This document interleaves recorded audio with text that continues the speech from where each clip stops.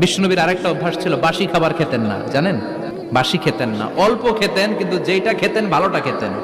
মধু খেতে পছন্দ করতেন, কিন্তু মধুর মধ্যে দুর্গন্ধওয়ালা একটা মধু আছে না, মাগাফির, বুখারীতে লম্বা ঘটনা, ওইদিকে যাব না। এই মাগাফিরের মধু উনি খেতে চাইতেন না। ভালো সুগন্ধিওয়ালা মধু তিনি বিশ্বনবী খেতে পছন্দ করতেন। বিশ্বনবীর খাবারের তালিকায় সবচেয়ে পছন্দনীয় তালিকায় ছিল এই মধু। মধু খেতেন, দুধ খেতেন, খেজুর খেতেন, জব খেতেন, বার্লি খেতেন, ছাগলের বাজুর মাংস খেতে পছন্দ করতেন, সিনার মাংস। সুবহানাল্লাহ কইবেন না? What a choice! কি চয়েস ছিল বিশ্বনবী! বাজুর মাংস খেতেন। বিশ্বনবী লাউ খেতে পছন্দ করতেন, লাউ। রুম্মান ফল খেতে পছন্দ করতেন, রুম্মান মানে ডালিম। রুম্মান মানে কি? ডালিম খেতে পছন্দ করতেন।